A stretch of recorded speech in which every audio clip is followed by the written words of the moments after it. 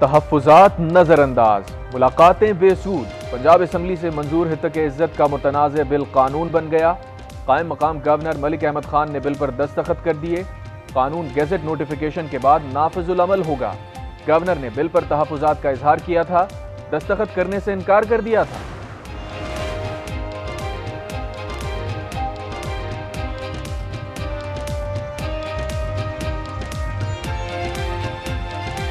حتک عزت کا قانون لاہور ہائی کورٹ میں چیلنج۔ حتک عزت قانون آئین کے منافی قرار، کالعدم کرنے کی استدعا۔ کہا حتک عزت کا قانون جلد بازی میں صحافیوں اور میڈیا کو کنٹرول کرنے کے لیے لایا گیا۔ کراچی میں 4 دنوں میں سیکیورٹی گارڈ کے ہاتھوں دوسرا شہری قتل۔ نارتھ کراچی میں سیکیورٹی گارڈ کی فائرنگ سے زخمی لڑکے نے دم توڑ دیا۔ سیکیورٹی گارڈ نے معمولی تلخ کلامی پر سمد کو گولی مار دی تھی۔ مقدمہ درج، سیکیورٹی کمپنی کے 4 ذمہ دار زیر حراست۔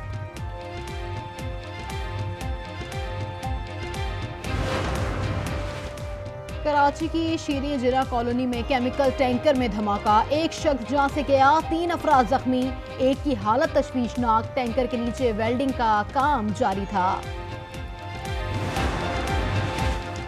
سانحہ 9 مئی کے کرداروں کو فوری سزا دی جائے۔ پنجاب اسمبلی میں قرارداد جمع، عدلیہ اور اداروں کے خلاف گھناؤنی سازش بے نقاب ہو گئی۔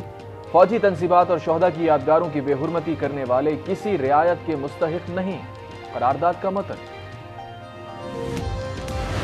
چیئرمین کی غیر موجودگی میں اس کا رول ہوتا ہے، آپ نے ان کو بٹھا کے اس کو آپ نے ڈیکوریشن پیس بنا دیا ہے۔ Sorry, he was sitting here. Well, he was sitting here. He was sitting here. Palwasha Khan کی سینٹ اجلاس کی صدارت پر اعتراض۔ شبلی فراز نے چیئرمین سینٹ یوسف رضا گیلانی کو خط لکھ دیا۔ پلوشہ خان کی صدارت رولز 14 کی خلاف ورزی قرار۔ چیئرمین کی غیر موجودگی میں ڈپٹی چیئرمین کو اختیارات ہوتے ہیں، ڈپٹی چیئرمین کو بائی پاس نہیں کیا جا سکتا۔ بانی P T I x handle سے متنازع پوسٹ کی تفتیش میں ایف آئی اے کے سامنے پیش۔ پوسٹ کس نے کی، مقصد کیا تھا؟ ٹیم کی اڈیالہ جیل میں 1 گھنٹے تک پوچھ گچھ۔ بانی پی ٹی آئی نے وکلا کی موجودگی میں تمام سوالوں کے جواب دیے۔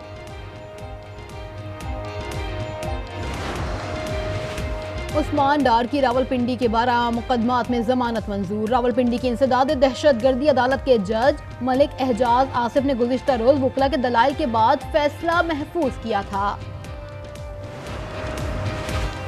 سنگین نتائج کی دھمکیوں کا الزام، سابق وزیر اعظم آزاد کشمیر تنویر الیاس کے 2 بیٹوں سمیت 7 افراد گرفتار۔ اسلام آباد پولیس نے 5 گاڑیاں بھی تحویل میں لے لیں۔ آئی سی سی T20 ورلڈ کپ کا دوسرا بڑا اپ سیٹ، افغانستان نے نیوزی لینڈ کو 84 رن سے ہرا دیا۔ 160 رنز ہدف کے تعاقب میں پوری ٹیم 75 رنز پر ڈھیر۔ T20 ورلڈ کپ کے ایک اور میچ میں بنگلہ دیش نے دلچسپ مقابلے کے بعد سری لنکا کو 2 وکٹوں سے شکست دے دی۔ پاک بھارت ہائی وولٹیج ٹاکرا کل ہوگا۔ قومی ٹیم نیو یارک میں موجود۔ آج پریکٹس سیشن ہوگا۔ پہلے میچ میں پاکستان کو امریکہ سے اپسٹ شکست کا سامنا کرنا پڑا۔ شائقین کہتے ہیں بھارت کے خلاف میچ میں ہار قومی ٹیم کا بوریا بستر گول کر سکتی ہے۔ بڑے معاشی منصوبوں کو حتمی شکل دینے کا مشن، قومی اقتصادی کونسل تشکیل۔ پہلا اجلاس 10 جون کو ہوگا۔ چیئرمین وزیر اعظم ہوں گے۔ نوٹیفیکیشن جاری۔ چاروں وزراء اعلیٰ اسحاق ڈار، خواجہ آصف اور محمد اورنگزیب احسن اقبال NEC کے رکن ہوں گے۔ وزیر اعظم کا چین کے تاریخی ورثے ٹیراکوٹا واریر میوزیم کا دورہ۔ تاریخی ورثے کے تحفظ، سیاحت کے فروغ پر بریفنگ۔ شہباز شریف کی میوزیم کے مختلف حصوں کا دورہ۔ تاریخی ورثے کی خوبصورتی اور چینی ہنر کی تعریف۔ کہا پاکستان میں بھی ایسی تاریخی جگہوں کی بحالی کے بعد سیاحتی مقامات میں تبدیل کریں گے۔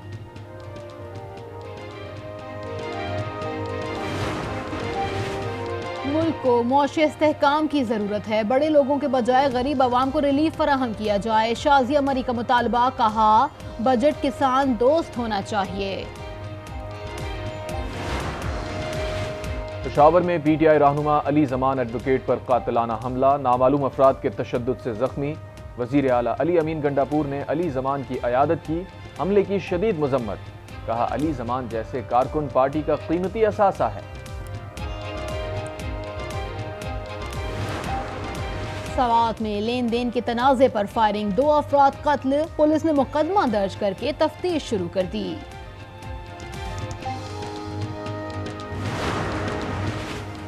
ساہیوال ٹیچنگ اسپتال کے چلڈرن وارڈ میں آتش زدگی، 70 بچے ایمرجنسی وارڈ میں منتقل، چلڈرن وارڈ کا سامان جل کر خاکستر، آگ شارٹ سرکٹ کے باعث لگی۔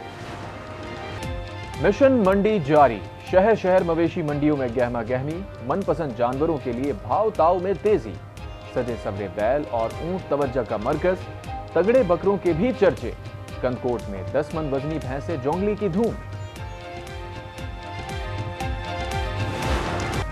غزہ پر بمباری کو 8 ماہ مکمل، 36,731 شہادتیں ہوئیں، 15,000 سے زائد بچوں کا خون بہا، مگر اسرائیل کا جنگی جنون تھم نہ سکا، دنیا خاموش تماشائی بن گئی۔ 24 گھنٹے میں بمباری سے 77 فلسطینی شہید، اقوام متحدہ نے اسرائیلی فوج کو بچوں کے خلاف جرائم کے مرتکب مجرموں کی فہرست میں شامل کر لیا۔ دنیا بھر میں اسرائیل کی جارحیت کے خلاف احتجاج جاری، برسلز میں طلبہ کی احتجاجی ریلی، اسٹاک ہوم میں طلبہ کا فلسطینیوں سے اظہار یکجہتی، رائل انسٹیٹیوٹ آف ٹیکنالوجی میں اسرائیل کے خلاف نعرے، پولیس نے 20 طلبہ کو گرفتار کر لیا۔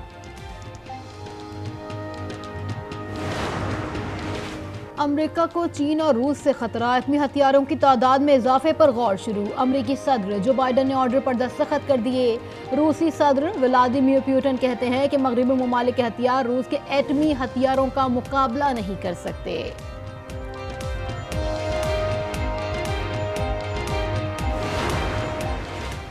ڈنمارک کی وزیر اعظم پر کوپن ہیگن میں حملہ، ڈینش وزیر اعظم حملے میں محفوظ رہی، مبینہ حملاور گرفتار، واقعے کی تفتیش جاری۔ برطانیہ کے بڑے اسپتالوں میں سائبر حملے، لندن میں نیشنل ہیلتھ سروس کے اسپتالوں نے ایک بار پھر کاغذی ریکارڈ کا استعمال شروع کر دیا، کینسر کے آپریشن منسوخ، سائبر حملے میں روسی گروپ ملوث ہو سکتا ہے، حکام کا دعویٰ۔ فرانس کے برنارڈ آرنلڈ نے ایک بار پھر ایلان مسک کو پیچھے چھوڑ دیا، دنیا کے امیر ترین شخص بن گئے، آرنلڈ کی دولت میں $7.7 بلین کا اضافہ۔